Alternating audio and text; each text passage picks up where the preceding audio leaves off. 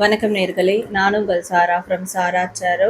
நடப்பது எல்லாம் நன்மைக்கே, நன்மையாக நடந்த எல்லாவற்றுக்கும் நாம் பிரபஞ்சத்துக்கு நன்றி சொல்லிக்கலாம். ஸோ இந்த பதிவில் நம்ம என்ன பார்க்க போகிறோன்னா, நோ கான்டாக்ட் சுச்சுவேஷன் பார்த்துருக்கோம், கரண்ட் ஃபீலிங்ஸ் பார்த்துருக்கோம், லவ் ரிலேஷன்ஷிப் சார்ந்த விஷயங்களை பற்றி நம்ம டேரோ ரீடிங் தொடர்ந்து பார்த்துட்டு வரோம்.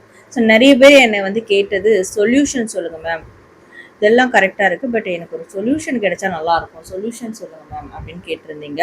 அதுலேயும் நிறைய பேர் ராசி வைஸ் சொல்யூஷன் சொல்லுங்கள், என்னுடைய ராசிக்கு என்னுடைய ரிலேஷன்ஷிப்கான சொல்யூஷன் சொல்லுங்கள், ஸோ அது சொன்னீங்கன்னா எங்களுக்கு ஒரு கிளாரிட்டி கிடைக்கும் அப்படின்ற மாதிரி நிறைய ரிக்வஸ்ட் பண்ணியிருந்தீங்க. ஸோ அப்படி ரிக்வஸ்ட் பண்ணதன் காரணமாக நான் இன்னைக்கு 12 ராசிகளுக்கும், மேஷம் டு மீனம் வரை 12 ராசிகளுக்கும் உங்களுடைய ரிலேஷன்ஷிப் நோ கான்டாக்டாக இருந்தாலும் சரி, கான்டாக்டாக இருந்தாலும் சரி, பிரேக்கப்பாக இருந்தாலும் சரி, இல்லை இப்போ கரண்ட்டில் போயிட்டு இருக்கிறதா இருக்கட்டும், love or marriage relationship, any kind of ரிலேஷன்ஷிப்பில் நீங்கள் இருந்தாலும், ஸோ இப்போ இருக்கிற சுச்சுவேஷனுக்கான ஒரு தீர்வு என்ன, ஒரு சொல்யூஷன் என்ன அப்படின்றது தான் நம்ம ஒரு ராசிக்கும் தனித்தனி வீடியோவாக பார்க்க போகிறோம். ஓகே, ஸோ இது நீங்கள் வைஸ் வர்ஸாக பார்க்கலாம், உங்களுடைய ராசிக்கான வீடியோவும் பார்க்கலாம், அண்ட் உங்கள் பர்சனுடைய ராசிக்கான வீடியோவும் உங்களுடைய பர்செப்ஷன்லேருந்து நீங்கள் பார்க்கலாம். சரிங்களா? ஸோ அப்போ 2 ராசிக்குமே உங்களுடைய உங்கள் பார்ட்னரோட ராசிக்கான வீடியோஸும் நீங்கள் பார்த்து தெரிஞ்சுக்கலாம். ஸோ எல்லாத்துலேயும் உங்களுக்கு கைண்ட் ஆஃப் இன்ஃபர்மேஷன் அடிஷ்னலாக கிடைக்கும். ஓகே, ஸோ நீங்கள் உங்களுடைய ரீடிங் பார்த்துட்டு கமெண்ட் செக்ஷனில் love heel now, okay, love heel now இதை நீங்கள் கமெண்ட்டில் டைப் பண்ணி உங்களுடைய ஃபீட்பேக் அண்ட் உங்களுடைய ரிலேஷன்ஷிப் சார்ந்த விஷஸ் தாராளமாக பதிவிடுங்க. அண்ட் நம்ம சேனலை லைக் பண்ணுங்கள், ஷேர் பண்ணுங்கள், நிறையா ஷேர் பண்ணுங்கள், அண்ட் சப்ஸ்கிரைப் பண்ணி ஃபாலோ பண்ணிக்கோங்க புதுசாக பார்க்குறவங்க. ஸோ அப்போ தான் உங்களுக்கான அடுத்தடுத்து ரீடிங் உங்களுக்கு ஆன் டைம் நோட்டிஃபிகேஷனில் வரும். அண்ட் நம்மளுடைய சாரா ஹீலிங் ஆகாஷிக் கைடன்ஸ் சேனலும் நான் அதனுடைய டிஸ்கிரிப்ஷன் கொடுத்துருக்கேன், அந்த சேனல்லையும் நீங்கள் சப்ஸ்கிரைப் பண்ணி வச்சுக்கோங்க. அதில் நிறைய விதமான யூனிவர்ஸ் கைடன்ஸ், ஏஞ்சல் கைடன்ஸ் இதெல்லாம் நம்ம அடுத்தடுத்து பார்க்க இருக்கிறோம். ஓகே, அண்ட் இது மாதிரியான ப்ரைவேட் ரீடிங் வேணும், ரிலேஷன்ஷிப் சார்ந்த ஒரு கைடன்ஸ் வேணும், அண்ட் ஸ்பிரிச்சுவல் ஹீலிங் வேணும், அண்ட் இந்த டேரோ கார்ட் ரீடிங் பற்றி நானும் தெரிஞ்சுக்கணும், நானும் இதை கற்றுக்கணும் அப்படின்னாலும் நீங்கள் டிஸ்பிளே தெரிய வாட்ஸ்அப் நம்பருக்கு எனக்கு வாட்ஸ்அப் பண்ணி உங்களுக்கு என்ன சர்வீஸ் அப்பாயின்மெண்ட் வேணுமோ ஃபிக்ஸ் பண்ணிக்கோங்க. ஓகே, ஸோ உங்கள் எல்லாருக்கும் உங்களோட லவ் ரிலேஷன்ஷிப் சக்ஸஸாக நான் ப்ரே பண்ணிக்கிறேன். அண்ட் இப்போ நம்ம உங்களுக்கான ரீடிங்குள்ளே போயிடலாம். ஸோ மேஷ ராசி உங்களுக்கான ரீடிங் இப்போ பார்க்கலாம். ஸோ உங்கள் லவ் ஆர் ரிலேஷன்ஷிப் லைஃப்னுடைய சொல்யூஷன் என்னன்றதை பார்க்கலாம். ஓகே, ஃபார் மேஷம் Aries, what's the solution for Aries? Okay, we have hustling. Oh, okay. So மேஷம், ஓகே, மேஷம் நிறையா ஃபேஸ் பண்ணாததெல்லாம் ஃபேஸ் பண்ணியிருக்கீங்க லைஃப்பில், ரிலேஷன்ஷிப்பில் இதெல்லாம் ஃபேஸ் பண்ணக்கூடாதுன்னு நினச்சிங்களோ அதெல்லாம் ஃபேஸ் பண்ணியிருக்கீங்க. இப்போ ஒரு தீர்வாக இருக்கும்னு பார்க்கும்போது எடுத்த உடனே அந்த தீர்வு என்ன அப்படின்றது இந்த இனிஷியல், அதாவது பார்க்கும்போது நீங்கள் மணி மேக் பண்ண பாருங்கள். சரிங்களா? பணம் சம்பாதிக்கிறது, உங்களுடைய ஃபினான்ஷியல் ஸ்டேட்டஸை டெவலப் பண்ணுறது, இந்த விஷயங்களில் நீங்கள் பங்கு கொள்ளுங்கள், இந்த விஷயங்களை ஃபோக்கஸ் பண்ணுங்கள். அதுதான் உங்களுக்கான ஒரு லைக் இனிஷியல் ஸ்டேஜ் ஆஃப் சொல்யூஷனாக இருக்கும். நீங்கள் இப்போ உங்களுடைய பிரச்சனைகள்லேருந்து, ரிலேஷன்ஷிப் பிரச்சனையிலேருந்து மீண்டு கடந்து வர்றதுக்கு அது ஒரு நல்ல ஒரு தீர்வாக இருக்கும். Okay,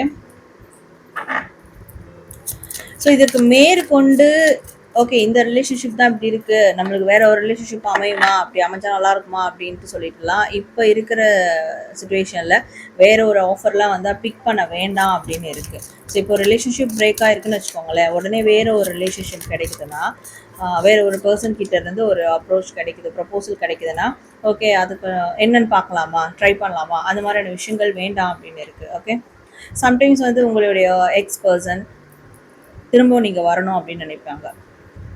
okay, they are wants you back, அவங்களுக்கு திரும்ப நீங்கள் வேணும் அப்படின்ற மாதிரி நினைப்பாங்க. ஸோ அப்போ அந்த டைமில் நீங்கள் இன்னொரு தப்பான ஒரு விஷயத்தில் போய் மாட்டிக்கிட்டீங்கன்னா, ஸோ இது எல்லாமே கொலாப்ஸ் ஆகிடும் அப்படின்னு இருக்குது. பட் இப்போ நீங்கள் இதை ஃபேஸ் பண்ண முடியல, இந்த ரிலேஷன்ஷிப் இஷ்யூவை ஃபேஸ் பண்ண முடியலன்ற போது, ஸோ நீங்கள் அடுத்த வேற ஒரு டைவர்ஷன் நோக்கி போகிறது தான் நல்லதாக இருக்கும் அப்படின்னு உங்களுடைய ரீடிங்கில் வர்றது. நீங்கள் உங்களுடைய மணி, ஃபினான்ஷியல் ஸ்டேட்டஸ் ஆர் வேறு வெதர் உங்களுடைய ஜாப் இதுவும் சார்ந்த விஷயங்களை ஃபோக்கஸ் பண்ணுங்கள்.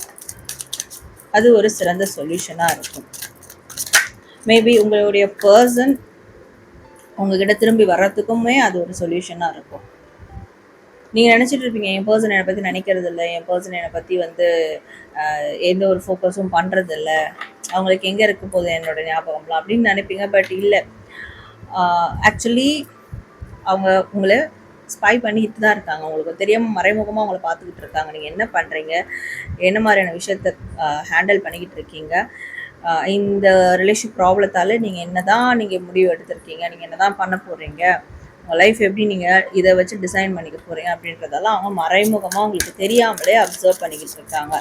ஓகே, ஸோ இப்போது ஒரு சிறந்த தீர்வாக இருக்கிறது ஆப்வியஸ்லி நீங்கள் வேறு உங்களுடைய பர்சனல் டெவலப்மெண்ட்டில் ஃபோக்கஸ் பண்ணுறது ஒரு சிறந்த தீர்வாக இருக்கும். அண்ட்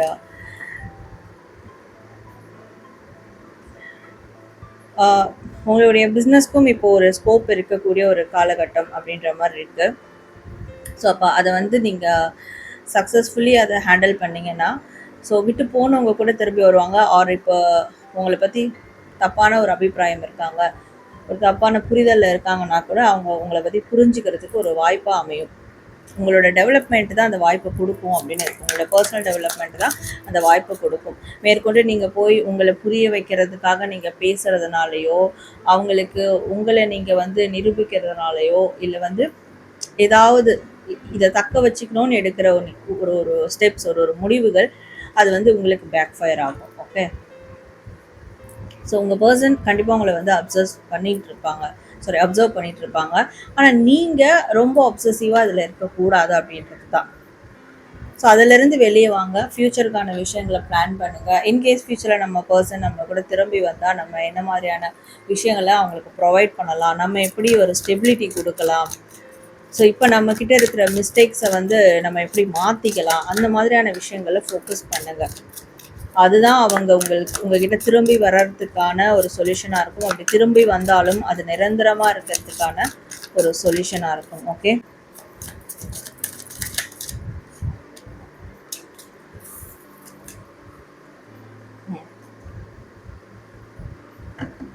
இப்போ உங்களை சுற்றி நிறையா ஹேட்டர்ஸ் இருப்பாங்க, சரிங்களா?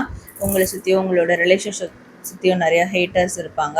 ஸோ நீங்களோ உங்கள் பார்ட்னரோ சந்தோஷமாக இருந்தால் நிறைய பேருக்கு பிடிக்காது. ஆல்ரெடி அப்படி பிடிக்காமல் போனதால் கூட இப்படி ஒரு பிரச்சனை உங்களுக்கு வந்து நடந்திருக்கு.